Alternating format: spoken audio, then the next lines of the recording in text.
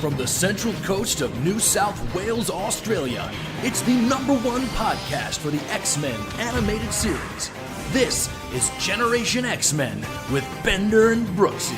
Yes, thanks, Steve. This is Generation X-Men. I'm Bender, and with me as always is Brooksy. Hey, hey. Like the name suggests, we are Generation X-Men, and you are too.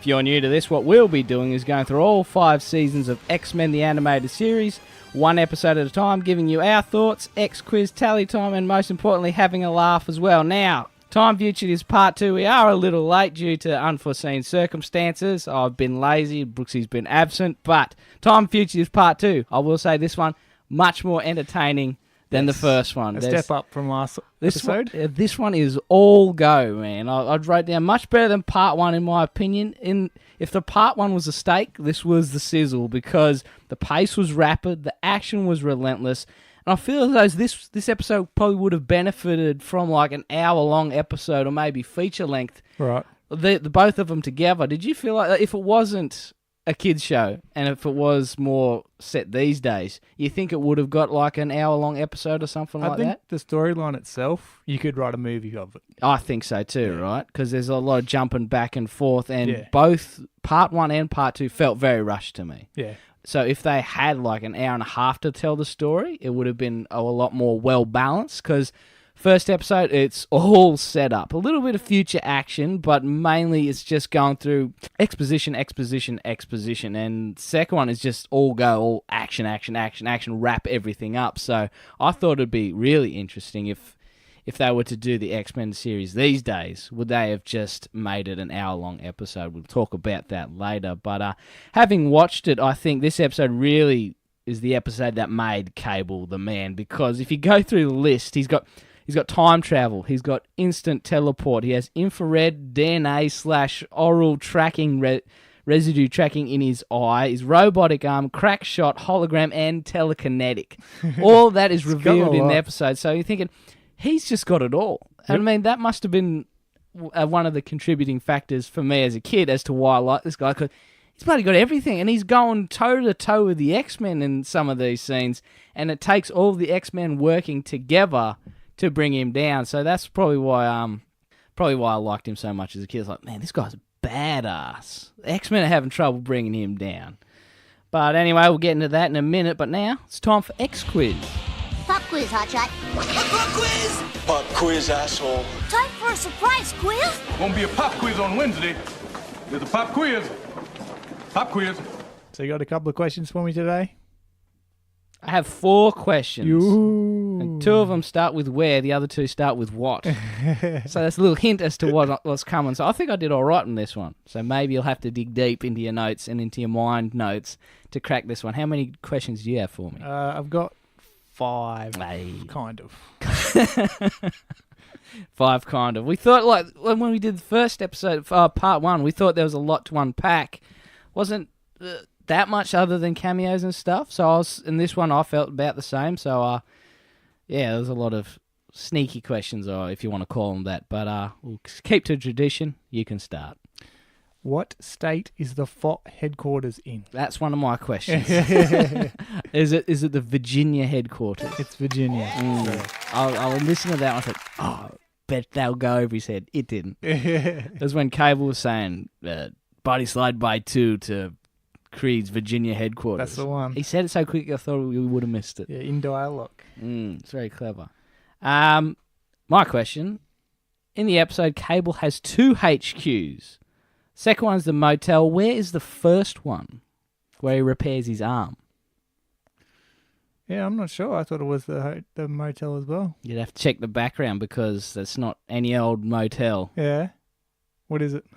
Well, from what I gathered, there was a lot of TVs and microwaves there. I assumed he was in the back of an electronics store. Right. Because it looked like the electronics store where Thingo got gassed. Yeah. I'm thinking they would have shut that down and he set up like a crime scene there just to track it down. I reckon that would have been a deleted scene because there was no reason for him to be anywhere else. Because it was right after his attack goes body slide by 1 to HQ now, and when he's repairing his arm, you just see all the TVs and the microwaves in the background. Right. I thought that was pretty neat. Who is second in command of the X-Men? Oh boy. Well, in the movies, it's Storm. So is it Storm in this? It is still. Oh, right on. Yeah. I had to think about that for a second. I thought she was always second in command. Did they mention it in this? When he's flashing through all the X-Men, Storm comes up, says second in command. Oh, right. Yeah. See, that's good when it's like hidden in the dialogue there. Yeah. That's good. That's a good one. I love that scene, by the way, when Cable's bringing up their bios. I thought that was really neat. Here we go. What colour are Cable's eyes? Because we have several close-ups of them. Not including... I don't mean red for infrared, green for oral trail. Just what colour are they normally? Blue. They are brown. Brown. They are brown. That's what threw me. I was like, oh, he's got brown eyes too. Oh, normally they have blue eyes, but no, he's got brown eyes. What do the FOP placards at the quarantine building read? I've seen them, but I didn't write them down.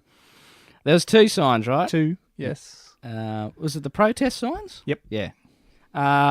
Was it mutants get out and no more mutants? No. Damn it.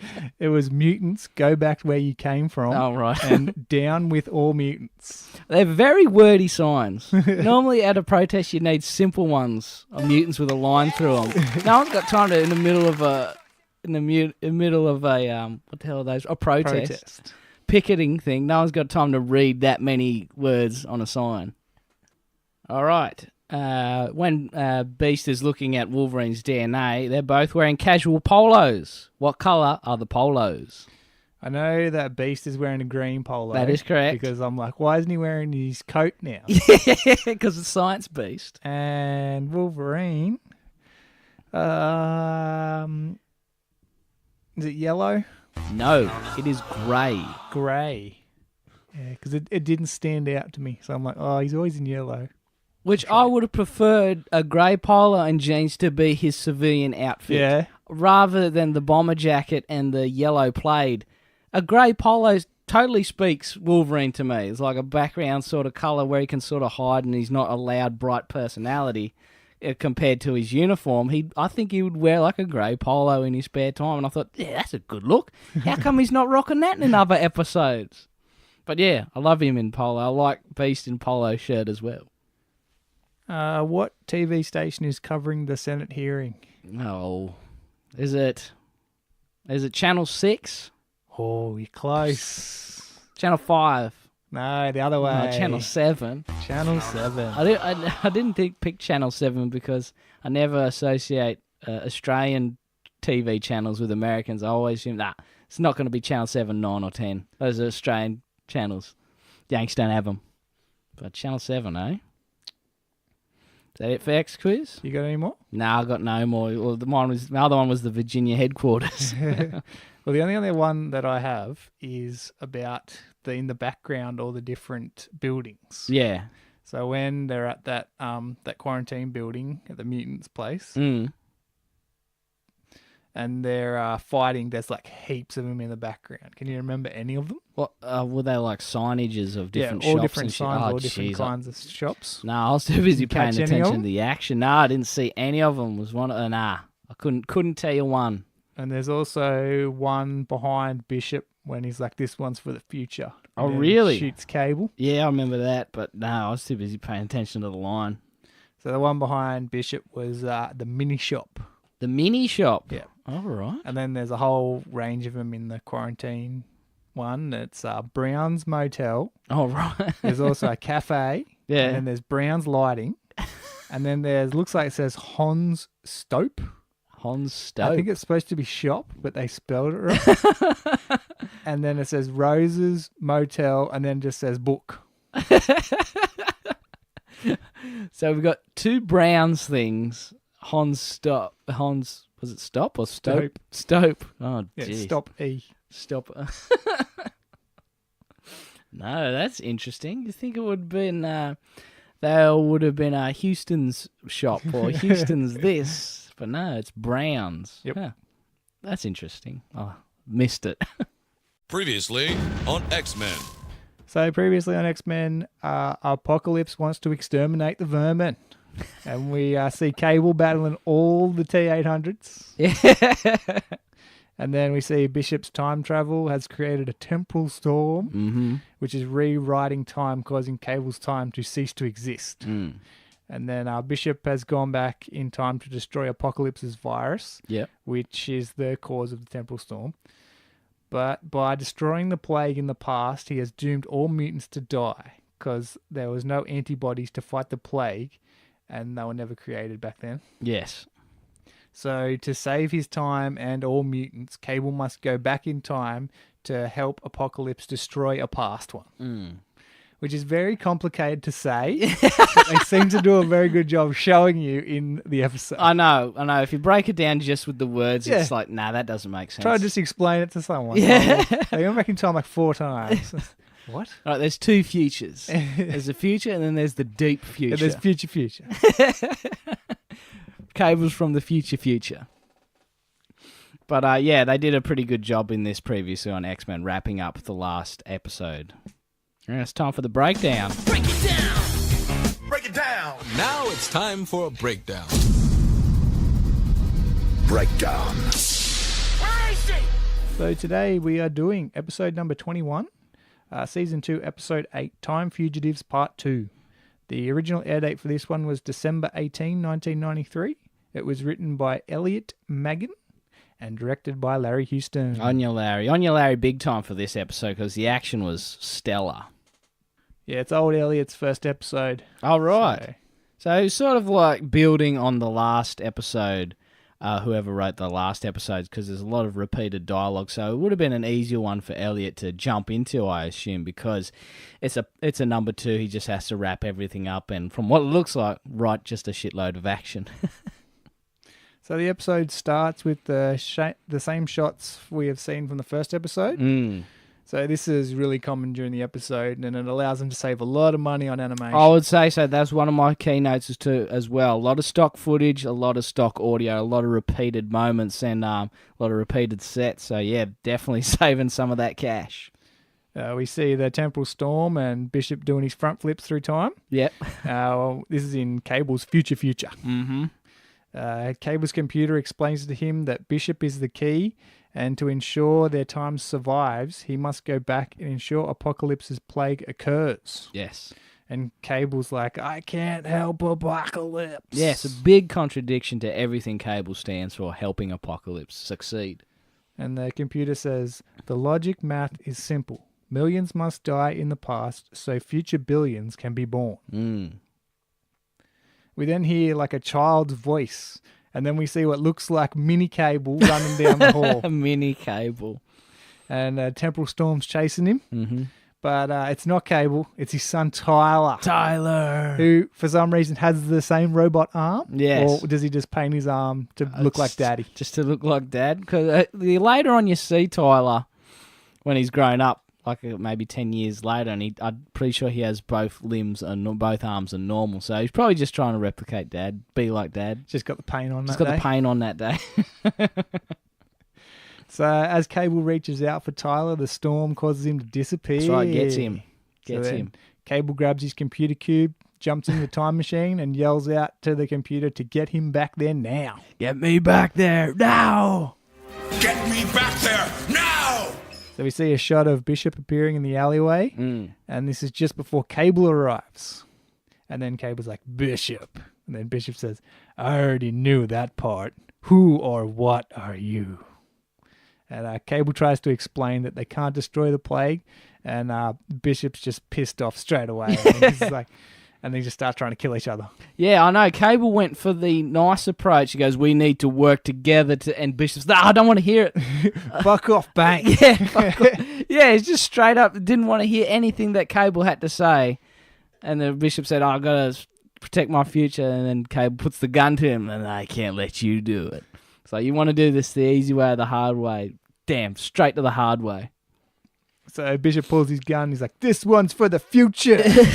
And then he knocks Cable through a wall. Yeah. And then he takes off and he's like, I got to help the X-Men. That's when you get that reused line. The X-Men, they got to be told the truth.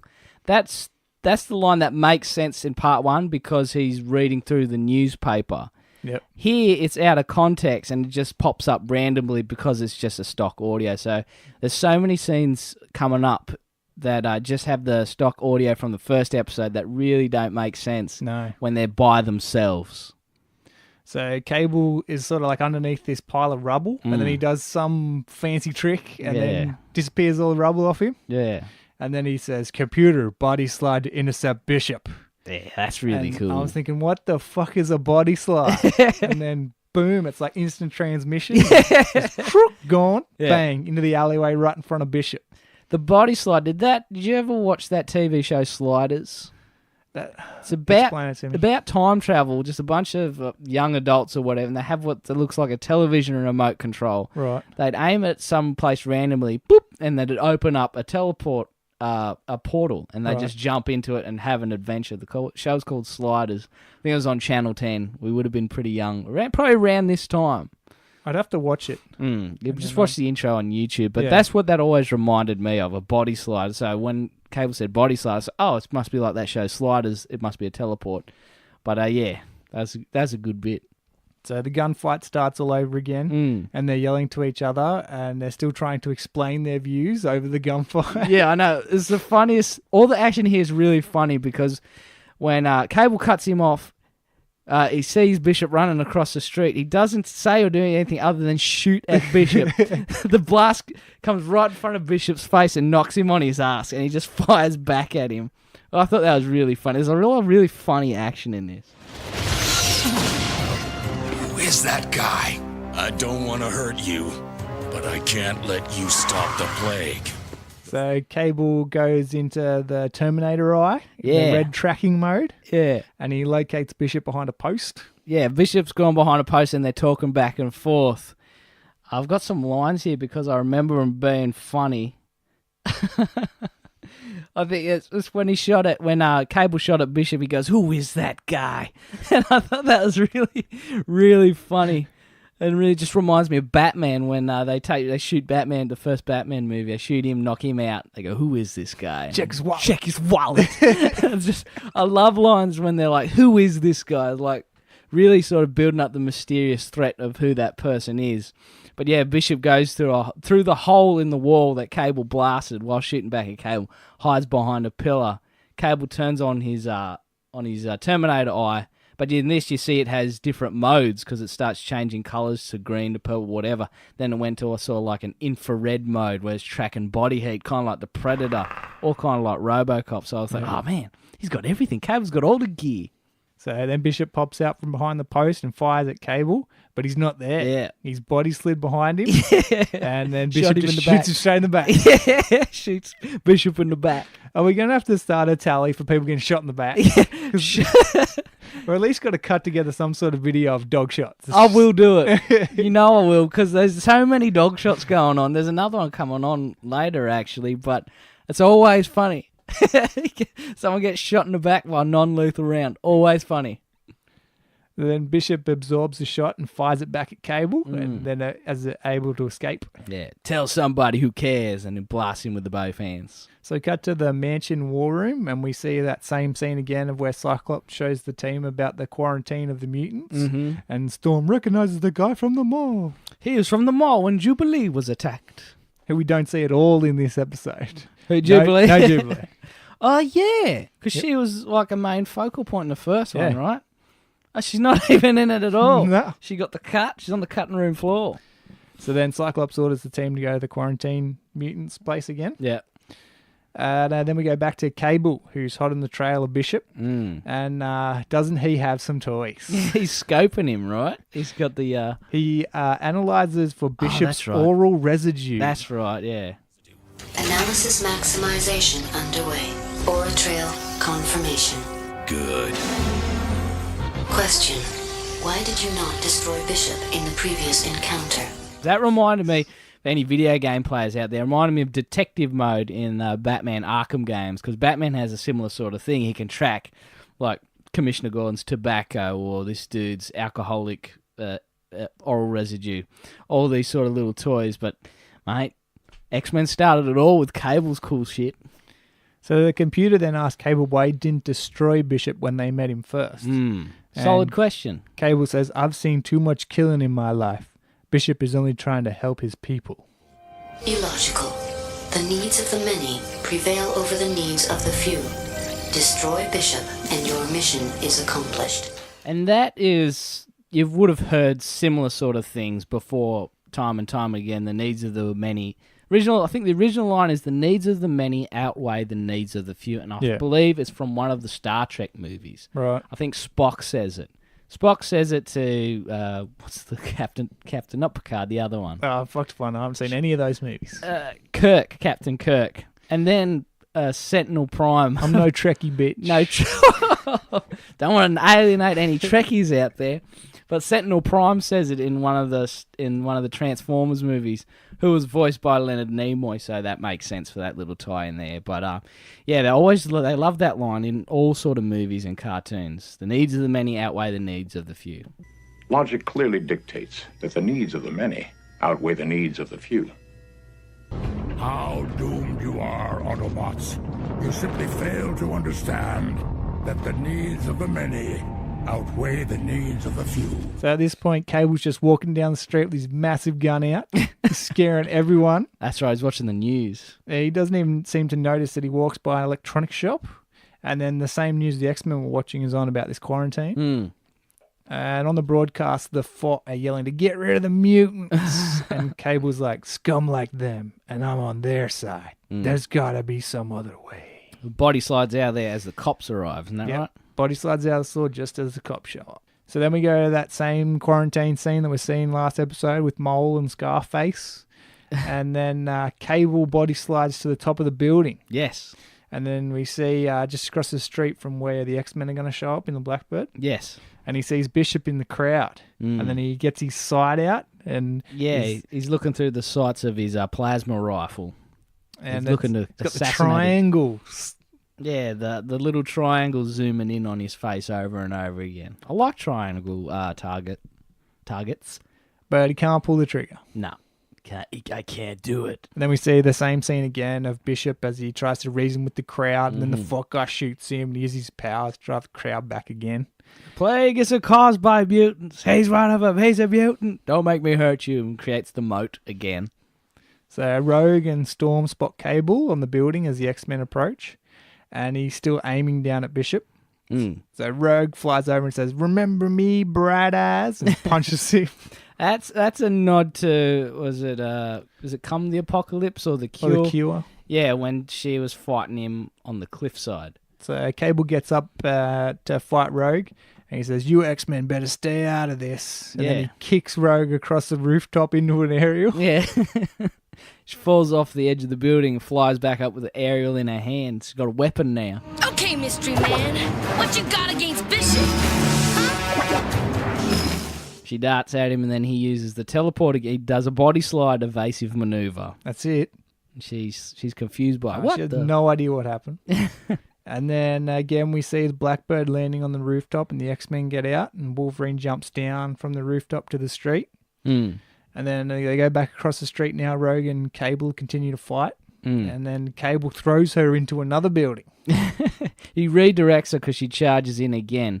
What I should mention with the animation of this, when it's Wolverine, same thing happens in the first episode. Wolverine jumps out of the Blackbird, barreling straight down towards Bishop. And the original line is, "I'll take care of old Scarface." Yep. And that's when they cut. In this one, he jumps down, the lines change, "I'll take care of Bishop." And the only difference is, instead of cutting away, they pan across, and that's when you see Cable fighting Rogue. And they do that a lot. Kind of like when you see Bishop for the first time crashing into the alleyway.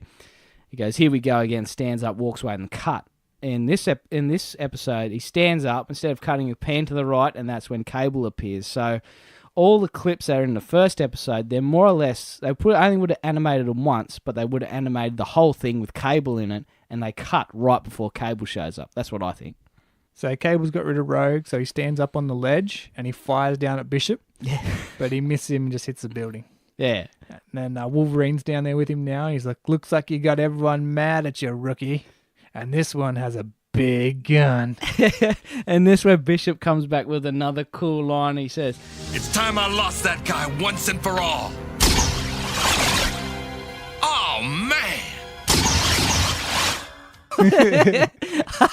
I love it. Well, I told you before, one of my most favourite things is characters who are burdened by something. And you can't, it's like a monkey on the back. He's sick of being attacked by Cable. And that line just epitomises. That could be my favourite line in the episode. It's time I lost that guy once and for all.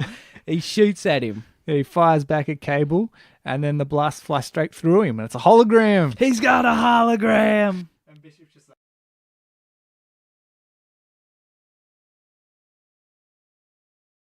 And Bishop's just like... oh, man. So he unloads 3 more times into the hologram. Better make sure. So that's another good thing. I think by this time the episode had come out, I was into Arnold Schwarzenegger at the time, and I think I had just seen Total Recall. And because Arnie had a hologram in that movie as well, so well, Cable's just like Arnie in Total Recall. Another win for Cable. So yeah, Cable's on top of the building, and he's projecting the hologram out of his computer. Yep. So then he pops up and returns fire. Wolverine dives over Bishop to get him out of the way. Mm-hmm. And then Cyclops hits Cable from across the street with optic blast. Yeah. And this is where you get into that family members, things hurting, and what does it really do to him sort of thing. Because you know how Cyclops and Havoc can't inflict harm on each other? Really? Is that right? Yeah, because that's the thing. Is that a thing? Because they have they've got both sort of blasts. Yeah. And they don't hurt each other, do they? No, yeah, it's like family members can't use their powers on each other, sort of thing. Really? I never heard about that. You haven't heard about this? I have to read up on that. What's our mate? Pat will be straight into this. Pat, give me the business. Give me the lowdown on this. Relatives can't hurt each other with their powers. Is that all relative mutants or just the Summers boys? Let us know, Pat. But yeah, that wouldn't have done shit to Cable, seeing how they're sort of related. So then Cable shoots back at Jean and Cyclops, and Jean puts up the sort of force field, but it's in like an X style this time. Yeah, that's pretty cool. And so the blast knocks a section of the top of the building out, and it causes Cyclops to fall. And then the Blackbird sort of falls down too. And Jean looks at both of them and goes, I'll save the Blackbird. Which I would have done the same thing. Let Cyclops fall to his death. But I should mention about the action. This is when everything seems to have a counter. Yeah. It's like Cyclops blasts Cable. But Cable takes the hit, he's sliding backwards, he shoots back at them. She pops up the shield, but Cable wasn't aiming for them, he was aiming for the building underneath it to collapse the thing. So that falls down, but Jean counters that by levitating herself and catching the Blackbird. So I love all the counters and reversals that goes on in the action, because that's really cool, clever stuff. But she forgot to save Cyclops. So Storm just flies in here to catch Cyclops, unfortunately. Someone's got to catch the bastard. No one ever catches Wolverine. No, because he could take it. Imagine the whinging if someone didn't catch Cyclops. He'd be at X Mansion, his legs in a sling. How come nobody's acting like a proper team and saving me? Wolverine would have broke his leg so many times. falling through tables and cars, no one catching him. Hey. So Bishop and Cable are still shooting at each other, and some of those blasts like collide midair. Yeah, which is pretty cool. That was really cool. It's little things like that. It's like they're on the same level. Yep. Cable may have more toys, but Bishop's fighting back. He can shoot just as good as Cable. I thought that's really sick. That's awesome shit. This is where Wolverine runs across the road and starts to climb up the building with his claws. And he says a line, pretty good shot from way up there. So what makes Cable so good in this, Cable doesn't run around telling people how good he is. All the other characters are dropping subtle, would you say, compliments about Cable. It's time I lost that guy once and for all. Who is this guy? Pretty good shot from way up there. He's got a guy after, and he's got a real big gun. It's all sort of subtly building up Cable, and he hasn't said shit about himself. We all know he's a badass, but now the X-Men is telling us this guy's a badass. Yep. Pretty good shot from way up there. So Jean is still trying to hold up the Blackbird, and then Rogue emerges from a pile of rubble and punches Cable off the building, just as Wolverine's about to get to the cell. Punches Cable in the back. Yeah, I know. Wolverine's climbed all the way up there and Rogue's punched him off, so he has to jump off. Yeah, so he jumps off and he just grabs a street light on the way down, sort of monkey bars along it. So Wolverine just copies him, follows him down. See, another counter. Rogue knocks him off. I'll counter that. I'll catch the street lamp. So then Jean does what she always does here and passes out. Yeah, she's managed to stop. Oh, no, she hasn't. No. Does Rogue catch the Blackbird, and then Jean passes out. And she falls off and Bishop comes in and catches Jean. Ah, there we go. Someone caught her. Yeah.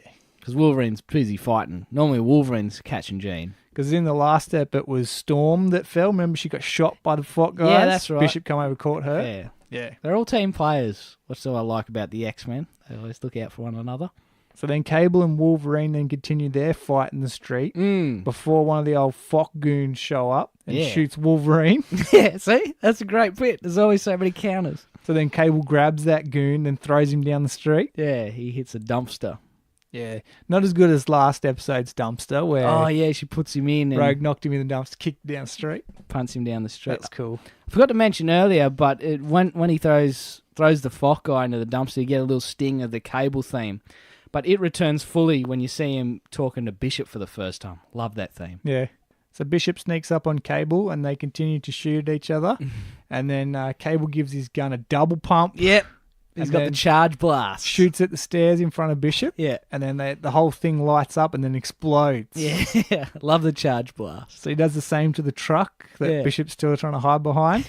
And so Bishop returns fire and hits his robot arm. Yeah, that's right. Sort of stuns him. It's been disabled. The robot arm's been disabled. And this is when it's just open season on Cable. This is when the action just it's relentless. amplifies. Yeah. It's already at 10. Now it's going for 11. So you see Gambit throwing cards, Bishop still shooting, Cyclops blasting, and Storm dropping lightning bolts all at the same time. Cable is getting annihilated here. He's getting pumped. And Cable's like, I don't need this. Computer, Body Slider HQ, now! I love that bit because he's just getting an onslaught. And there's a really funny animation of Storm shooting the lightning. She's just up top and she's just hammering down both hands, shooting lightning rapid fire. It's the funniest thing. I should make a video of it, but that's hilarious. So Cyclops continues his captain routine here from the last episode. And he's like, why can't you fight your battles in your own time? You could have got people hurt. And then we get the Bishop line that was in the last one. I was trying to save lives, yours and millions from my future. Except this time it doesn't have the funny Wolverine line again. So we go to Cable's HQ, where he's repairing his robot arm, similar to everyone who's ever had a robot arm ever.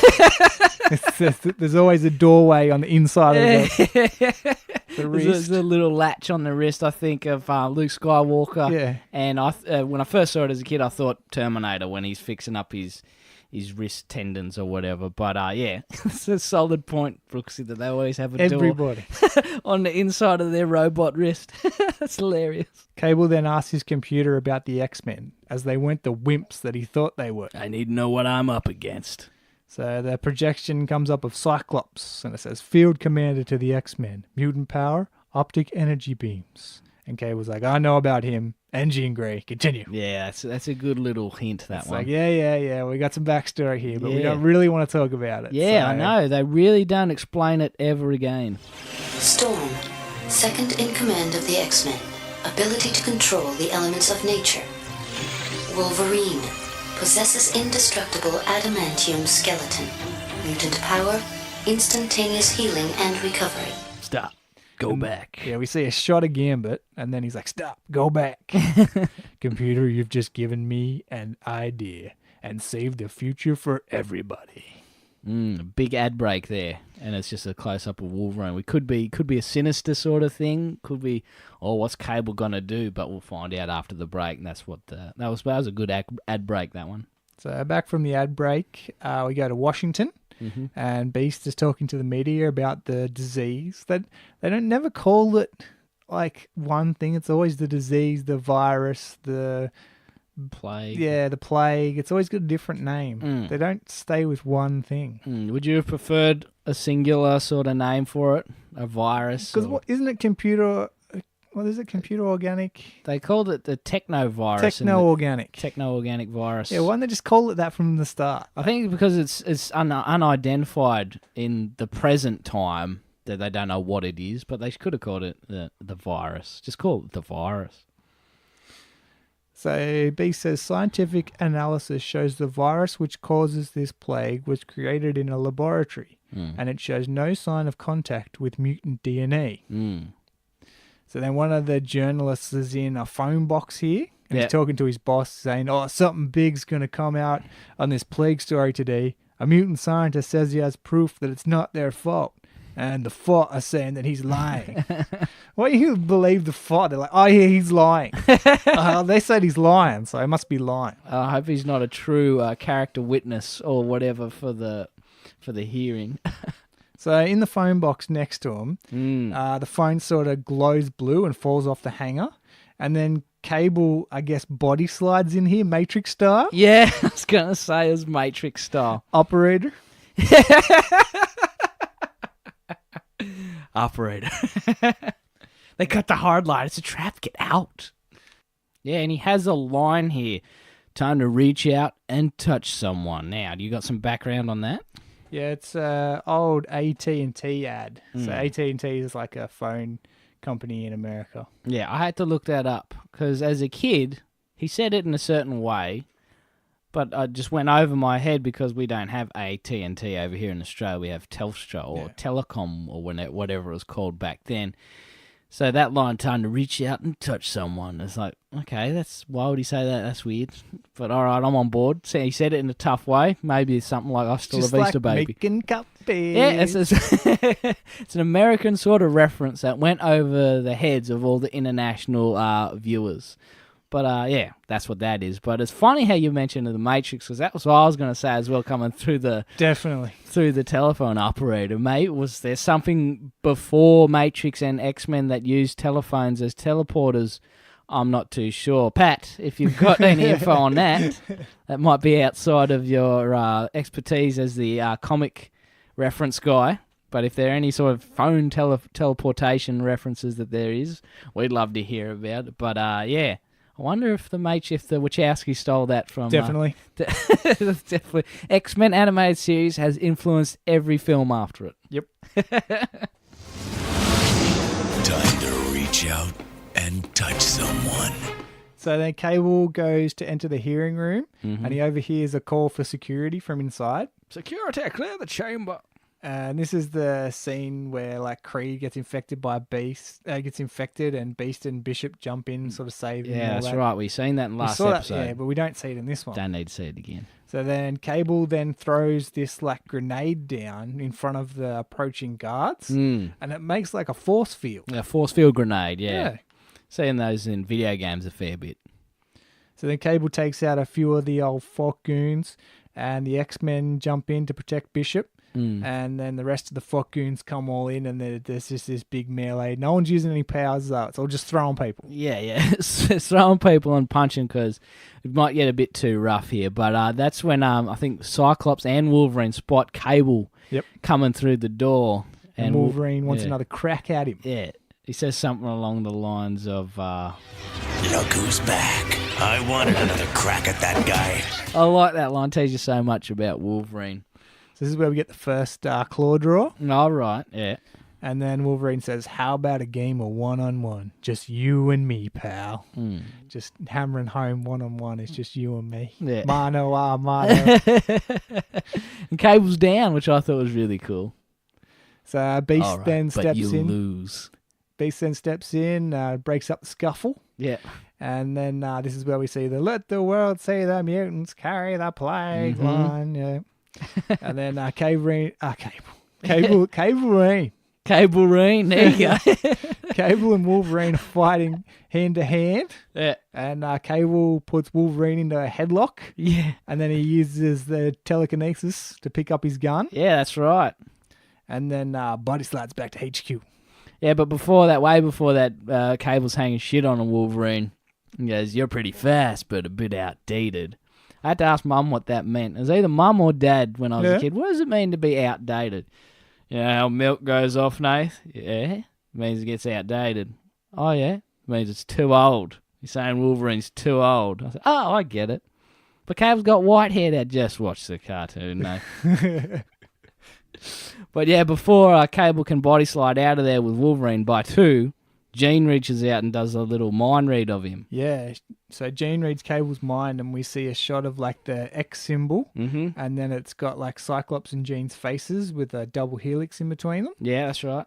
And then we see one of just Cable, and then the virus, and then Apocalypse. And Jean's like, no, it can't be. So she's put a lot together with that little mind read there. So Cyclops says, get him to the Blackbird.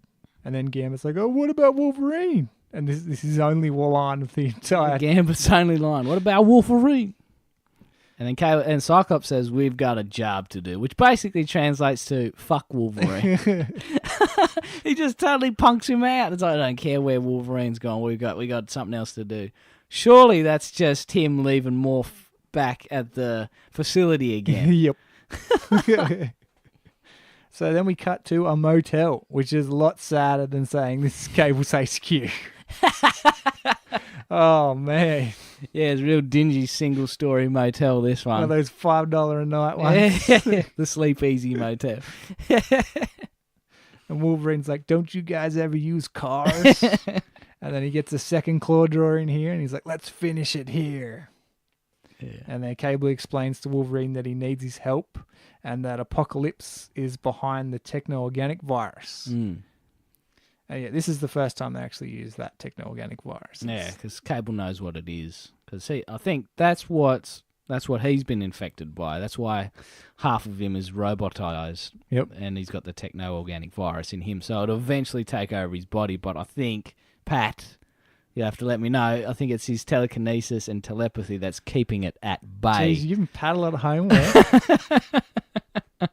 Because Apocalypse is behind the technovirus. Apocalypse? Yeah, right. Teamed up with the Tooth Fairy. And that's when Wolverine tries to back out of the room and get out of there. But he's trying to open the door, but the doorknob, did it look like it was welded shut to you or just locked? I thought it was locked, but yeah, it could have been welded. Yeah, it had that sort of bubbling near the bottom of the... So I thought, oh, that's pretty clever. Cable's welded the door shut. Thought, why not? And then Cable says, I can't let you do that. Takes aim and cut outside and hear the... the flash through the window. Yeah, and some bystander walks by, looks at it, and he continues walking. It's probably nothing. So you go back to the Blackbird now with Bishop and Cyclops. They're arguing over the saving of Beast's life. Yeah, Bishop's getting chewed out again. And then Beast uses his enhance. Enhance. Just print the damn thing. So then Jean looks sort of distant, and Cyclops like, what's wrong? And then isn't he like, oh yeah, what's wrong? Are you worried about Wolverine? Yeah, I know. It's just like... He's like instantly goes to jealousy. Are you thinking about Wolverine again? You think about Wolverine? Then she explains that when she touched Cable's mind, that he is important to their future, our future. He's more important to their future, our future, than you could ever imagine. A big mysterious line, and I think that's pretty much the last they ever mention of it, because Cable does show up a couple more times, but they never mention anything else, so Jean's keeping all this to herself. So cut back to Cable's HQ now, and it's time to wake Wolverine up. So he gets a massive glass of water and just throws it all over Wolverine. He's like, time to wake up, Sleeping Beauty. I love all that tough guy. And Wolverine's like, what are you trying to do, drown me? Time to wake up, Sleeping Beauty. So this time, Cable has the computer. And it says... Computer, access primitive power grid and effect electro-transport to coordinates outside Creed's Virginia headquarters. Access completed. Oh, not again. Yeah, I was going to try and write that down, but I figured you would already. That's a very wordy way of saying body slide to Creed's place. Yeah, but it's a different kind. Now they're using the power grid. So he's used the phone, the power grid. Oh, okay. He's using everything. There's not just one way to body slide. Oh, okay. That's cool. That's cool that you're finding out how the pseudoscience of the teleporter, how it's working now.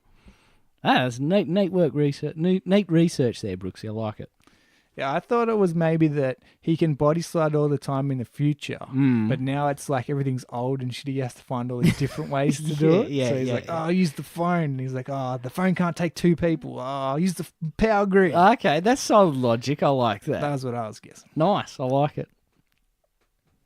Okay, so now we go to the Force headquarters, and we get a new shot of the X-Men breaking in, and we see Cyclops bust the fence open this time because Wolverine's not there. So this is the same scene last time where we had the X-Men rev up music and Wolverine slashes through the cyclone fence. Right. I was wondering who broke through last time if Cyclops didn't blast it, and I was going to mention that the music had changed. It's not so much the rev up music; it's more as like a quiet sort of stealth music. Even though the action that we're seeing is pretty full on and still taking out Fock goons and goons shooting back, and it's just sort of like a really sort of subtle espionage sort of music.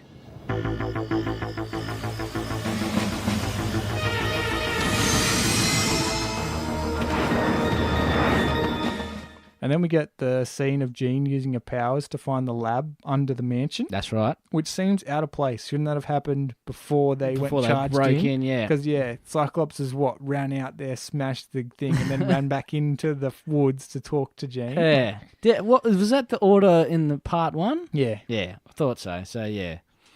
They jumped the gun there just to change things up a little bit. Why not? And then we get tunneling action Cyclops here where he uses his power beams to get down there. Yeah, I should bring up, this is the part 2 of Cyclops saying weird stuff that he hasn't been set up to say. The first one was Mr. Sinister. so it was, I can't even remember, so you like... It's just been revoked. Yeah, it's just that nothing set up. It's like, so you like playing guard with people's lives. Well, just stay away from my friends. That doesn't make sense. And this time, Bishop says, get us down there. And Cyclops says, leave that to me. That's exactly how it goes. That's not the correct response. That's what you'd say if Bishop says, how are we supposed to get down here? Leave that to me. Not, get us down there. Leave that to me. Did you just hear what I said? That I'm telling you to get us down there. Don't say leave that to me. That doesn't make sense. I'll have what she's having. Yeah. It's just like that. It's exactly like that. Ah, dear me. Cyclops, why are you making no sense? So as the X-Men enter the lab, Cable and Wolverine body slide in to help. Mm-hmm. And then Cable blasts Apocalypse, who is still disguised in his civilian disguise. Yeah, without any warning, just shoots him. Shoot this guy. Yeah, I love it. And he's like, the name's Cable. Remember it, Apocalypse. Like, yeah, Cable's onto it. And Apocalypse like, your puny weapons can never prevail against Apocalypse. Mm. And then we get the same shots again of Creed passing out. Yeah, the repeated lines, I am as far beyond mutants as they are beyond you. Yep. A mutant. So then Apocalypse takes out a few of the X-Men, and then Cyclops returns fire. Apocalypse uses his big arm shield, so it's cool. It's got a big A on it. Yeah, I love that when he transforms his arm into a shield or something, he always puts the logo, the Apocalypse logo on it as well. And it's really cool, this bit. They're all shooting at Apocalypse now. Cyclops, Bishop, even Cable's taking shots at him. So then he blasts Cyclops. It's the same shot of last time. Cyclops got his head facing backwards. Yeah. It's like, scared. Yep. And then Rogue comes down with the beam and he gives it the piston punch. Yeah, that's right. It's all the same dialogue here again. And this time during the fight, Apocalypse hits Wolverine with a blast and sends him back into the tanks full of the plague. It happens in part 1, but Bishop saves Wolverine. Yeah. So Bishop again tries to step in and save Wolverine, but he's held back by Cable. Cable goes, no! And Wolverine just looks at them, then looks back at the blast heading towards him. He takes it and just falls into the bath of chemicals there, the big tube of chemicals behind him. Look out! No! Wolverine! Must be! It's the only way! Cable then throws a force field grenade at Apocalypse, and Bishop says, "You've let Apocalypse kill him." And Cable's like, "No, I've saved us all." And then he full goes into this explanation here, and he's like, Wolverine's special mutant immune system is curing him. And by doing so, it's creating the antibodies that all mutants will need to survive. It's like when it's like when the show stops and a little bubble with a doctor comes up and says, Wolverine's blah, blah, blah, it's changing. It's like he's had, the big thumbs up and everything. But no, it works because Cable he becomes totally calm in the midst of all this action so he can get this exposition out. And he's like, he must know that his force field generator is going to keep Apocalypse enough time that he can get all his sentences. Explain the plot away. Explain the plot away. Because you see Wolverine, he hits the vat, he starts growing the techno-organic virus, the little glyphs, the hieroglyphs start appearing on him. Then he's rocking back, his hands are clenched up, and he's like, "Argh!" and he's healing himself. It's the only time I've ever seen Wolverine use his powers proactively rather than just being reactive to use the powers.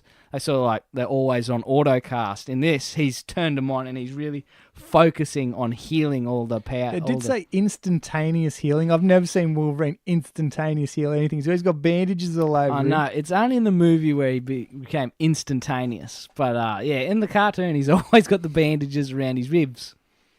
But he cures himself. So this is when Bishop and Cable then decide to destroy the entire lab because there's no need for the virus. It's useless now. They have the cure in Wolverine. Yeah, Cable smacks talks Apocalypse, who's still messing around with the force field grenade. Yup, we have the cure, Apocalypse. Your virus is useless. He starts shooting all the vials. And then we cut to Bishop, who's still got the grenade and just throws a grenade. Because that was in the first part where he goes, we'll stop this plague or die trying. They just cut out that line because the plague's already done, so he's still got a grenade, so he blows the shit up.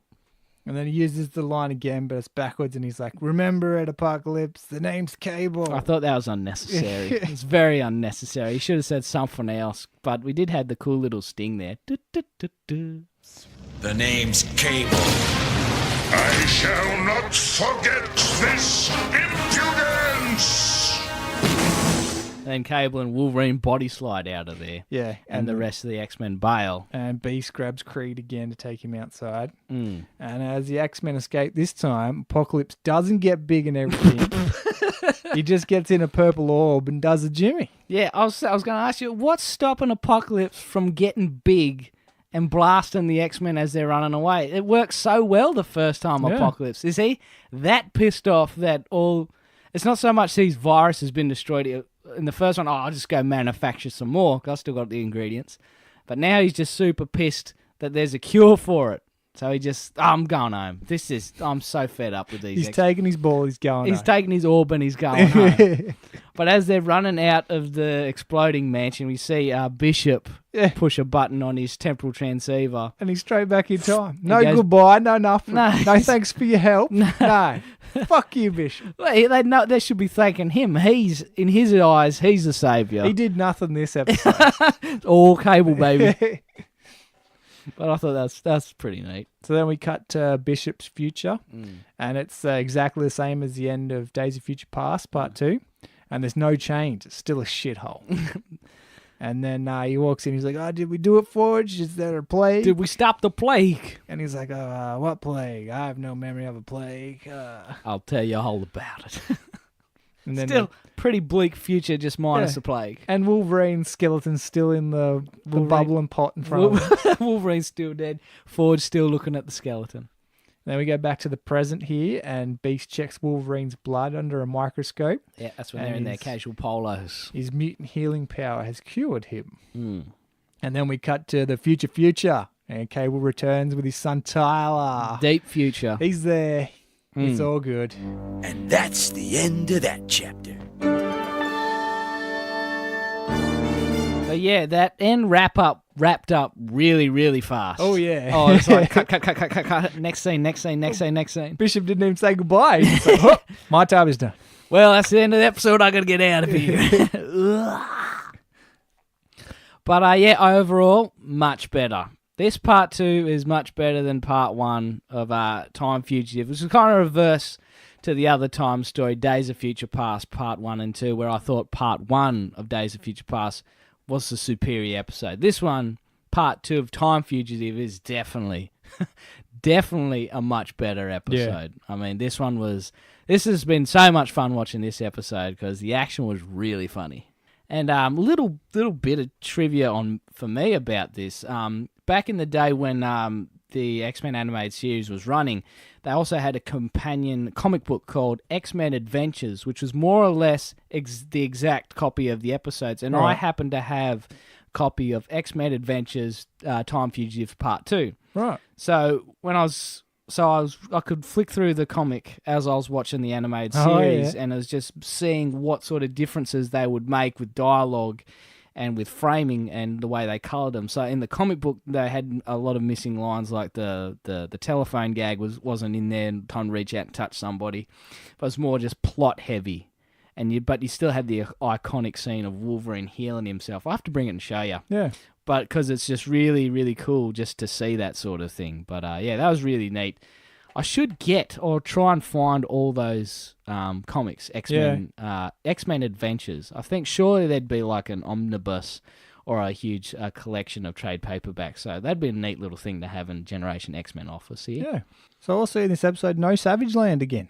Which is good. Yeah. I loved it. I mean, I like the stories that stay away from the Savage Land because imagine trying to squeeze Savage Land into this. I mean, trying to put it in a bookend in this action-packed, story-packed wrap-up of a episode. There's no way it would have fit, and it was just totally unnecessary. So I remember as a kid, when watching these, you'd forget about the Savage Land when you go through Time Fugitives Part 1 and 2 because it's just so unnecessary to this two-parter here. As clearer heads prevailed by leaving it out.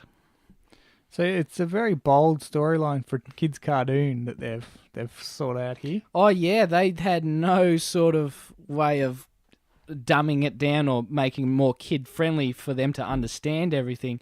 They'd just make direct translations of comic book story arcs straight into the animated series. Like if you look at cartoons these days, like Teen Titans or whatever other comic, like Spectacular Spider-Man, that sort of thing, they've more or less changed it and they just made it for the show and sort of they're not basing it on any continuing story arcs that go through the comic books or anything. So that's what was pretty, like what you said, bold about what they're doing with the animated X-Men, the animated series here.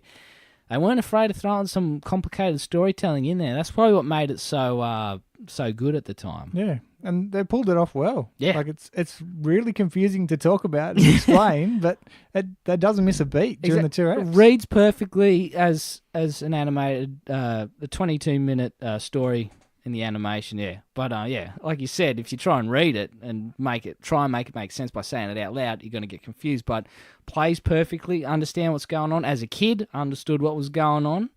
And it's just really, really efficient storytelling but it's just very rapid fire looking back at it. So what was your favourite part? So it's the big battle between Cable versus everybody. Right. That whole scene with the mutant protest or the fall protest of the what the hell's that place called? Where Bishop's hanging out, the contamination area that they've called in the quarantine area. Yep. That whole battle, that's my favourite part because there's so much action. The action's counted all the time. There's always like a reversal. He takes something, gives something away. The action's really funny and it's relentless. It's non-stop and you get some cool lines in there too. All of them building up Cable. So that's probably my favourite part of the episode.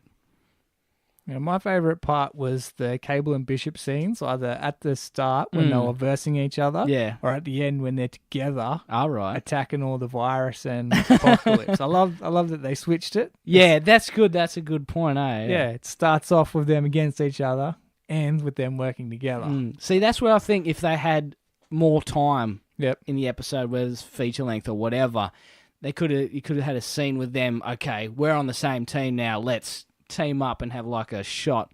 I'm thinking just like a shot of, like Vincent Vega and Jules. It's like Vincent and Jules when they're in the same shot and they just hold the guns up together and start shooting into camera. I would have loved a team up, sort of like a signifier that Bishop and Cable are on the same page in this episode. But you can't do that. It's just not enough time. If there was like a feature-length episode, then you could have had all those cool moments. But a solid point of them switching. What was your favourite quote? I don't know whether to go for a Bishop one or a Wolverine one. Ooh, well, Bishop in the past have generally had the best lines. I've gone for the Bishop's this one's for the future line. I love the twist on a classic. Yeah. I like that. But I also like the Wolverine, what are you trying to do, drown me? This one's for the future. I like that's sort of a nod to Days of Future Past. That's what I like. Not an out and out. It's just reminding you of like the line that was in Days of Future Past. I like I said earlier, I think my favourite line is, "It's time I lost this car once and for all," because he is so fed up of being trolled by Cable that he pulls the gun out and he really wants to shoot him and finish him off. That's my favourite line because it's so funny. It tells you so much about Bishop and also tells you about so much about Cable. It's like, that's the perfect line. I really love that line. This one's for the future. It's time I lost that guy once and for all. Oh, man. So what do you rate this one, Brooksy? This one I'm going to give a 7.5. 7.5. Mm-hmm. Okay. What's holding it back from being an 8 or a 9 for you? I think that's just where it sits for me. Going through all the rest of the ratings I've given it, it sits at 7.5. I've given it one more than I've given the last one. Okay. Well, What about you? I can't remember what I gave. I think I gave the last one about a 6 or something. I think like it was 5. Yeah, because I was really bummed out. Like, that's not the episode I remember it was. I was thinking about this episode. So for me, this is an 8.5 for me, possibly a 9, but I'll stick to 8.5. For me, what's holding it back from being a 9 is just the stock footage and the stock audio. That felt like it didn't cheapen it, but because there was no setup to certain lines, the X-Men, they've got to be told the truth. I was trying to save lives, and all the lines and bits that were lost from part 1 that are just bits and pieces are put into part 2. That sort of, I didn't really dig on that. It felt like it was like a Frankenstein of both the episodes rather than being 100% existing as a part 2 where you don't have to know too much about part 1. There's sort of leeching off part 1 a little bit. But for me, for it to be a perfect 9, I think just a little bit more originality, a little bit more fresher angles on things, seeing different sides of the action rather than just stealing lines from the first one. Yeah, all the stock footage is just, that's what was holding it back for me. But other than that, the action was stellar. There was badass lines, badass moments, funny lines. It hit all the targets for me on this one. So 8.5. Well, IMDb gave it 8.4. Oh, so we're sort of vibing me and IMDb. Let's just finish it here. I'd love to. All right, it's tally time. How many claw drawers you got? So we got no beast quotes again. Mm-hmm. We got only the 2 claw draws today. Right. So that's plus the 39 for the rest of the season is 41. Right. So 41 plus season 1 is 85 we're up to. Nice. Still no bubs. Bubbless. We remain bubbless. That should be a shirt. Bubbless. However, we do have one Jean faint. She's doubled it. She's now on 2. Poor Jean, always fainting, always making the wrong sort of tallies. And did you find any fancy sound effects? No, borrowed sound effects? No borrowed sound effects this episode, not counting the lightsaber igniting sound from the previous episode. Nothing new that was borrowed in this one, so no new sound effects. All right, it's time for Generation Mailbag. You still won't tell me to keep it as a surprise. Do we have anything, mate? Yes, we have another iTunes review. Oh, really? This one's from Canada. All right, here we go. That's what we're talking about. Nice. How do you want to pronounce this guy's name? Oh, boy. There you go. Okay, that's all we're going with. We got a review from Sekra. It's entitled Amazing. Yeah, that's what we want. It says, I love these guys, giving a play-by-play of every episode and then some. Get some. With comparisons from other movies, and I especially love their tally time. Yeah. And I especially love their quizzes. Nice. Love you guys and keep it up. Yeah, no worries, Sekra, man. Oh, that's the first rap that we've gotten on tally time. I mean, I think tally time's very important, you know. And see how they signed it off? Oh, the W or just Wolverine doing that with the claws? It's the Wolverine with the X in the middle. Yeah, nice. That's pretty awesome. That's pretty clever. That's a clever signature from Sekra. Nice. I'm liking that people are digging Tally Time because it's something that we wanted to do from the start because there's like reoccurring themes that we should like. I think it was either you or me talking like, I wonder how many times Wolverine gets his claws out. Yeah. Oh, we should do it. Yep. Claw We'll do count it. We'll count it. And then we start finding other stuff. But yeah, thanks for listening, Sekra. Thanks for the review. Everybody keep them coming in. We'll read them out. And tell us what you like Tally Time, Claw Draw, breakdowns. Let us know.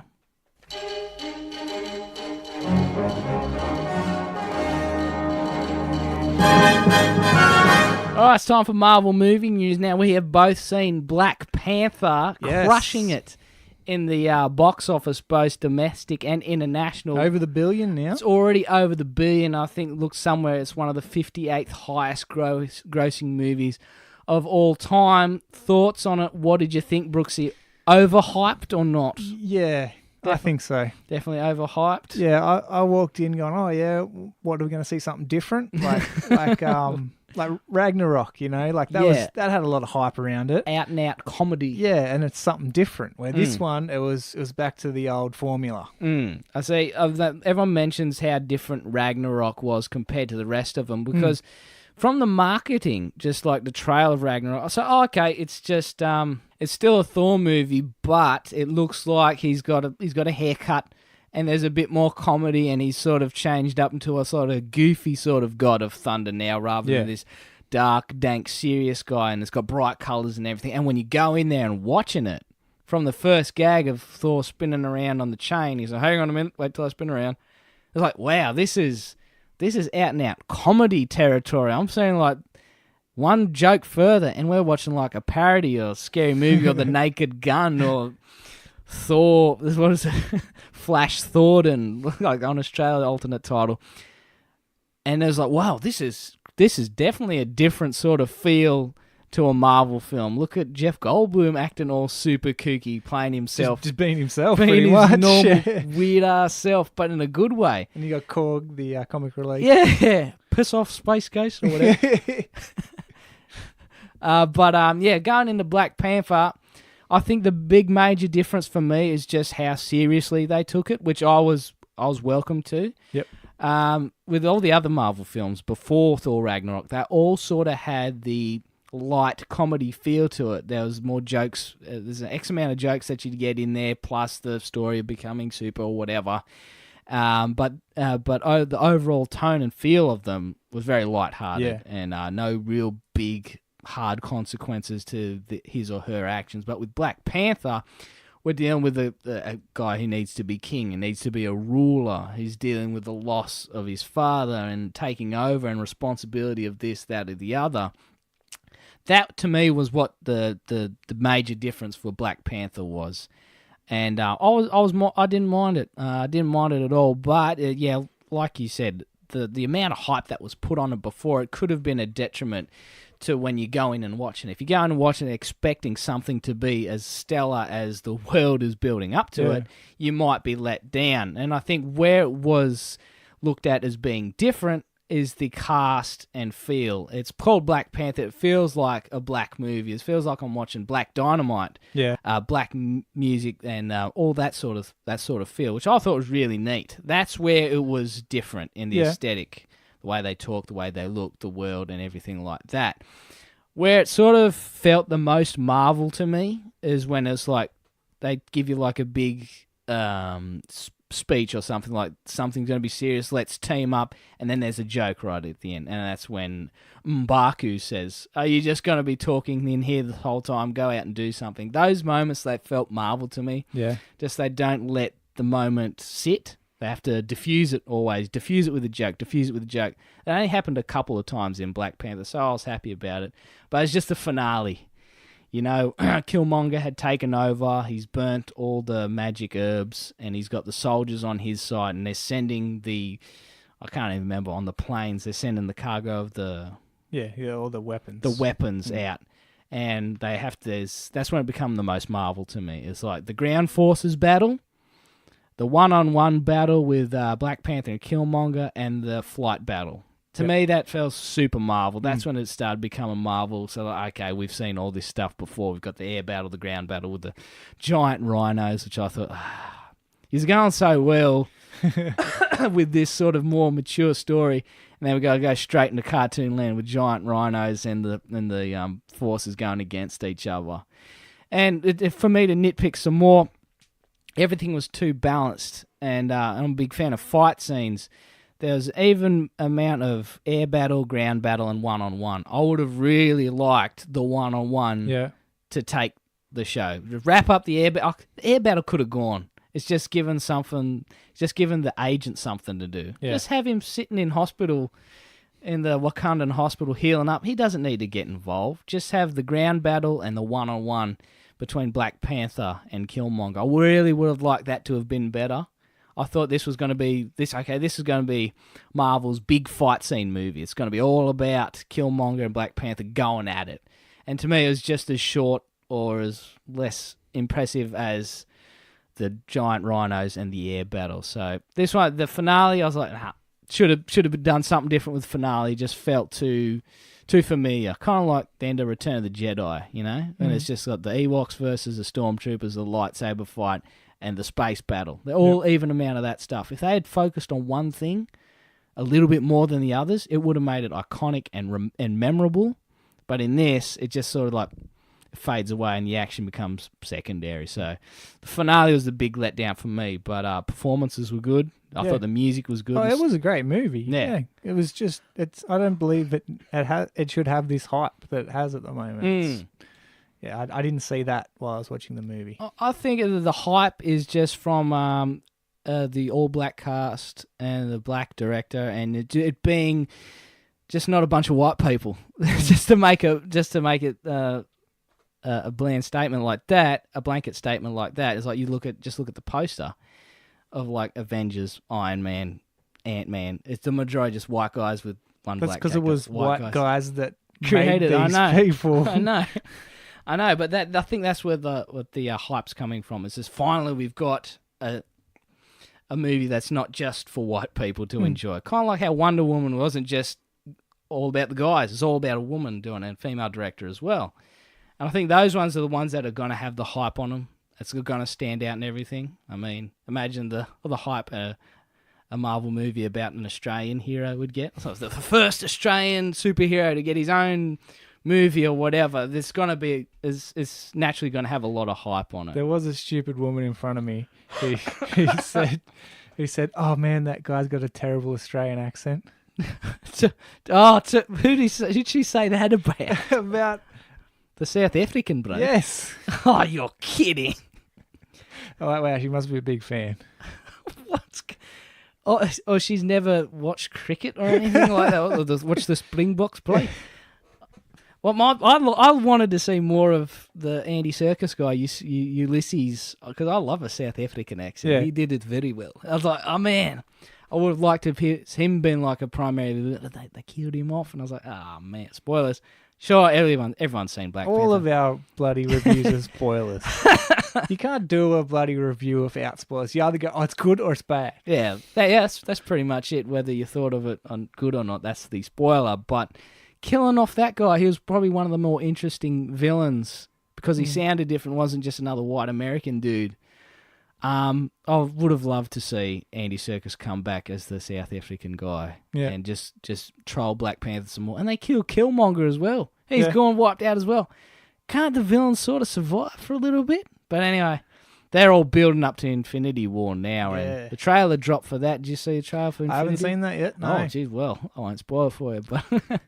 But yeah, they're talking about that because Black Panther has already grossed $1 billion worldwide and Infinity War is just around the corner.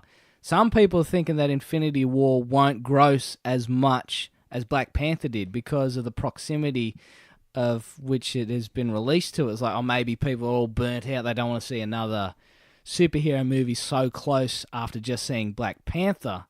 Do you think of this? I disagree. Do you disagree? I'm pretty sure this is going to be one of the biggest movies I've ever seen. It's definitely got the biggest cast. So you reckon it's going to beat? Is it going to be? Marvel's going to have 2 films within 3 months of each other, both grossing more than $1 billion. Yep. That's. This is going to be Avatar level. It's going to be Avatar big? Yep. Avatar is $2 billion world. I think $2.5 billion worldwide. Something ridiculous. You saw like the that. first trailer. It was the most watched trailer ever. Oh yeah, that's true. But Like, yeah, Everyone will want to see what's going to happen here. So I'm really interested to see what's happened. Early predictions from like people that I follow on Screen Junkies and other sort of movie news, they reckon that it will go billion worldwide, but domestically it won't gross as much as Black Panther. Those are the early predictions, which I think is crazy. I think because Black Panther, standalone solo movie. It's not piggybacking on all the Avengers or converging events. And we know people are going to die. Yeah. Like, people are going to want to watch that. So Infinity War, it's got all these solo movies. They're all coming together. Like, you knew going into Black Panther that No one's going to die. yeah, no one that Maybe you the knew- bad guy. Yeah, that's it. Like, Forrest Whitaker. Yep. So in this one, everyone's saying that people are going to die. And Kevin Feige, a producer, said the first couple of minutes you're going to see. yeah, the first 5 minutes you see how badass Thanos is, isn't it? Yeah. Isn't that what he said? What is it? Oh, you've got to do something. Yeah, He's going to do something big. Gonna knock it out of the park at the start. It's got to be Vision. Vision's the first corner, I reckon. You reckon? He's going to You reckon rip that's that first? goddamn seed out of his head, and that's it for him. That's a wrap on Vision. And that's the other thing was Or Loki. the final Infinity Stone. So there was rumors it was going to be in Black Panther, but Was nothing not. about Infinity Stones at all in that one. So I'm in two minds about this. Yeah. I wanted to have it in Black Panther, Yeah. so they were all there, ready to go, where it's all about the characters in the next movie. Yes. But I think this Infinity Stone's the biggest one. Is that right? Oh, couldn't tell This you. is the power one. That's the one that's in the middle of his I gauntlet. think, yeah. isn't that? I think that's right. Yeah. So yeah, this is the orange power. The big stone. one. Yeah. Yeah. So that I guess they have to make a big deal out of that one. I mean, if it appeared in Black Panther, it probably would have taken away from the Black Panther story just to say, oh, well, we also got to balance the Infinity Stone. And I admire that they left that out of Black Panther. The Soul Stone to it is. overcrowd it. Try not to overcrowd it. But I'm sure it'll still be a big moment in Infinity War. Do you remember the Infinity Stones? No, of course not. You've got the Space Stone. Do you remember what that one is? No. Have a guess. Come on. This Is is a it quiz. the Vision, the yellow one? No. No. Space.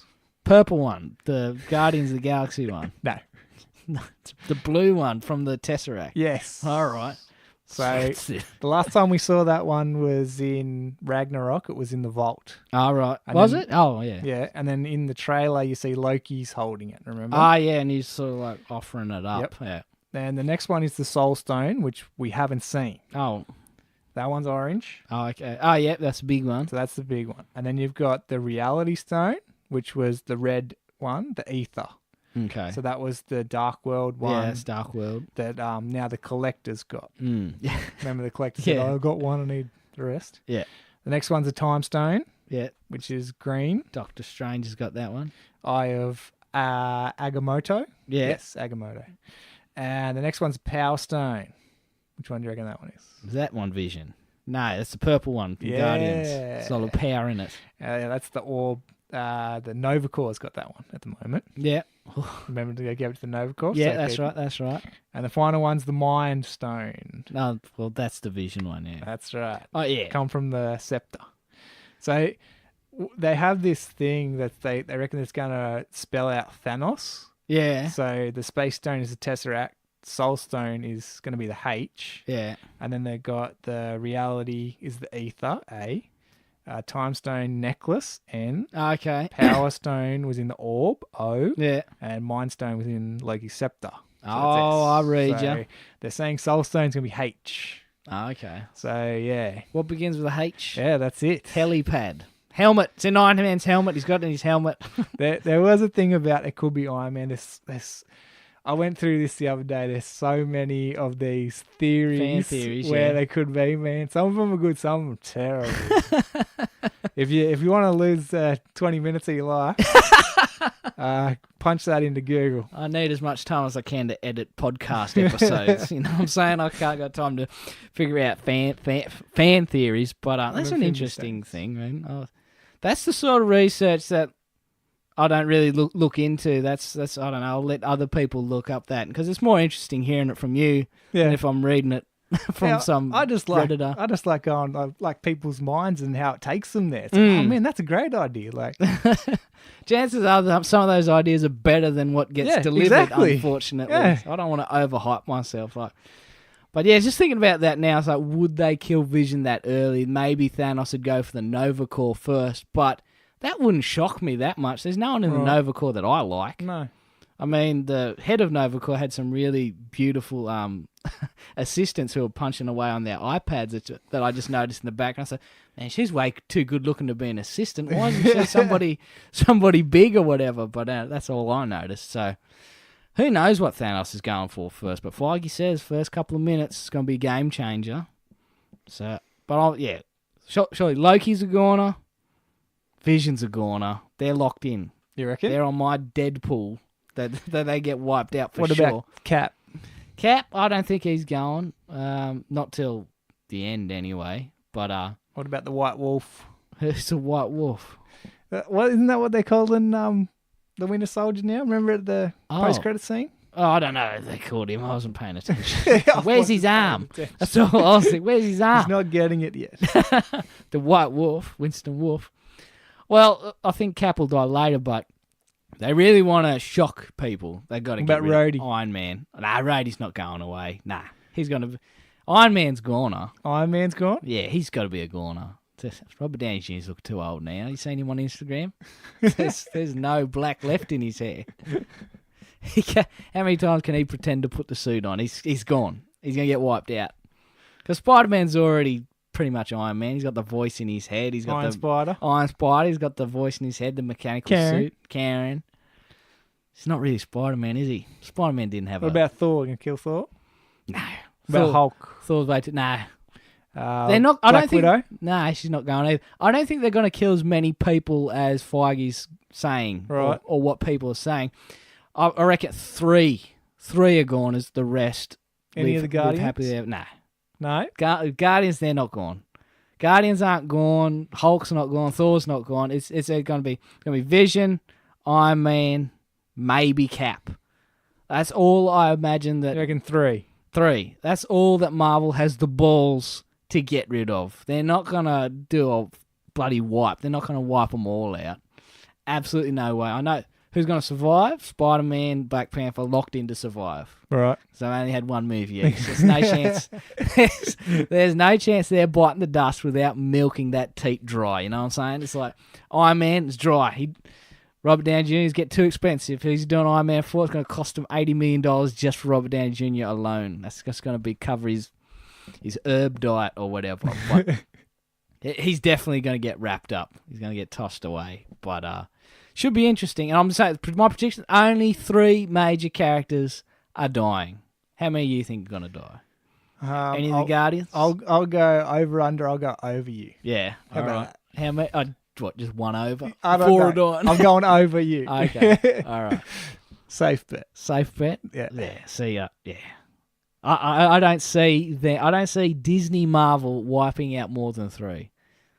They just want to leave their options open. Oh, well, they got to come back for Captain America 6. He's got to come back a little bit. It's only 4.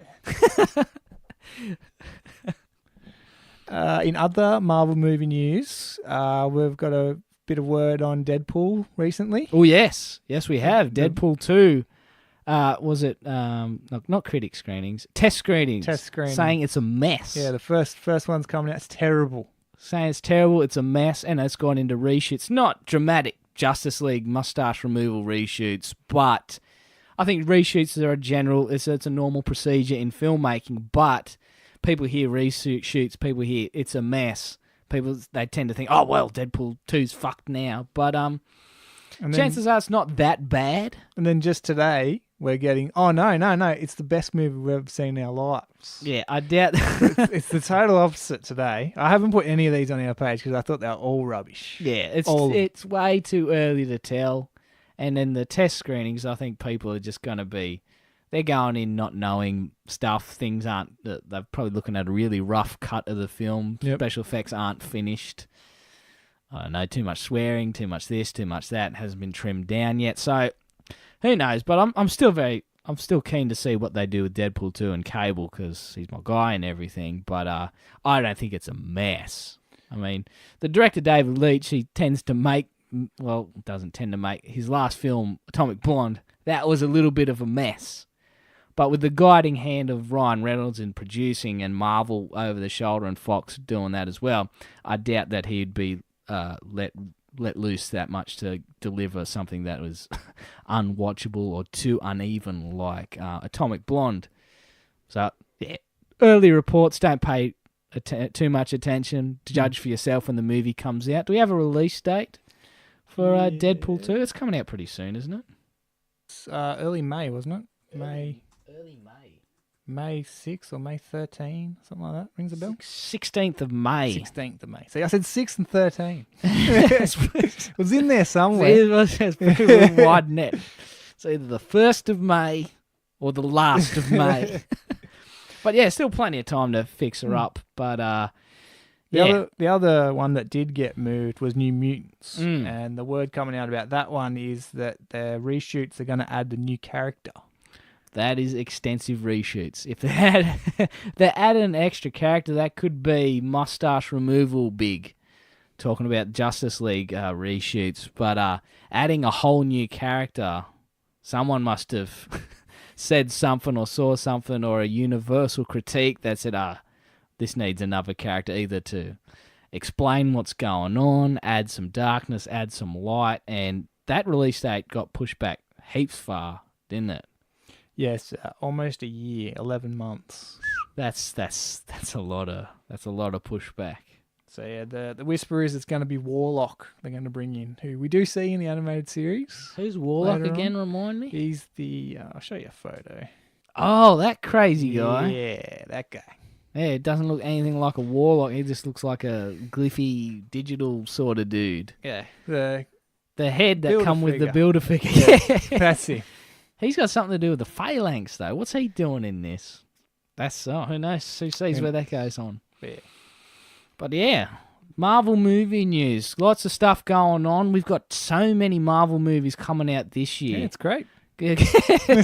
Got Ant-Man and Wasp. Black Panther's come out. Infinity War on the way.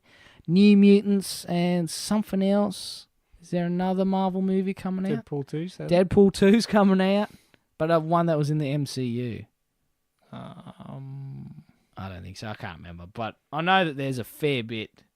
There's a lot that they're still shooting, like Captain Marvel. And yeah, that's right. That's still going. So slate for Marvel movies this year, last year: Black Panther, Avengers, Ant-Man and the Wasp, Deadpool 2, and Venom. Apparently, it's also coming out this. Oh yeah, remember the trailer? Yeah, for the trailer didn't show any Venom. No Venom. Eddie Brock the movie. But yeah, look. I'm keen to see what they do with Infinity War. See if the hype is real. I'm not super excited. I'm just keen to see what goes on. Ant-Man and Wasp, I will probably skip because I've got no sort of feelings or connection to that movie. Deadpool 2, I'll check out, and Venom because I'm also a Spider-Man guy. I'll have to check out, see what Tom Hardy's going to do with Venom because I like Tom Hardy as well. Hopefully, it's not just a big tease and it's more or less Eddie Brock the movie. But yeah. Of all these Marvel films coming out, only one lonely DC movie, Aquaman, which no one seems to show any love. Nobody cares. Except for me. I like Aquaman. I like what he was doing. I love the rock and roll water guy. They also shot those 2 Avengers movies back to back. Yeah, so they're back to back. That one coming as well. When's Avengers 2 coming out? Avengers 2. Avengers it's next 5, year. Next year, yeah. okay. But that's another big thing. They won't even release the subtitle of it because apparently it's got a spoiler in the title. Oh, okay, right. So Avengers, it's not called Avengers Infinity War Part 2. No, they changed that, yeah. Avengers ... everybody's dead. The re-deadening or something that's going to have a big spoiler in the title. So they haven't even given it the subtitle. But yeah, a lot of Marvel movie news, and we'll keep you informed of what we hear about it and give you our thoughts every week. All right, it's time for the social media shout-outs. Rate and subscribe to us on iTunes and Podbean. You can also find us on Podcast Addict, Pocket Casters, and now Stitcher. If you're on iTunes, give us a star rating so we can have an average. I want to see how many stars we're worth. Also, give us a written review if you want to hear us read it out. Like and share our page on Facebook at Generation X-Men. Share us to any X-Men fans who'd like to hear two Australians bang on about mutants for an hour. Follow us on Twitter and Instagram at Gen X-Men Pod for some behind-the-scenes photos, videos, and Meme Monday.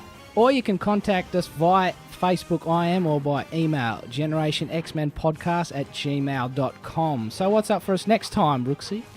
Next episode is number 22, Season 2, Episode 9, A Rogue's Tale. A Rogue's Tale. I wonder who that's about. Is there someone in the X-Men called... yeah, Rogue. Oh, right. Should have put two and two together when the name was in the title. Silly me. We continue our backstories. Oh, yeah, that's right. It's every one of them so far, well, besides Time Fugitives, have been an X-Men Origins. I'm not sure if Rogue has a good origin. I can't remember. I have to watch it. Wait and see. Tune in next time to find out. Same X time, same X channel. All right, that's it from us here at Generation X-Men. Hope you've had as much fun listening as we have had talking. Wherever you are in the world, thank you for your time and attention. Next week, we've got a Rogue's Tale with Breakdown, Tally Time, and Claw Draw. Like the Terminator, we'll be back, and we look forward to your company then. Thanks for hosting, Brooksy. No worries, Bender. Take it easy, mate. Bye-bye. See ya.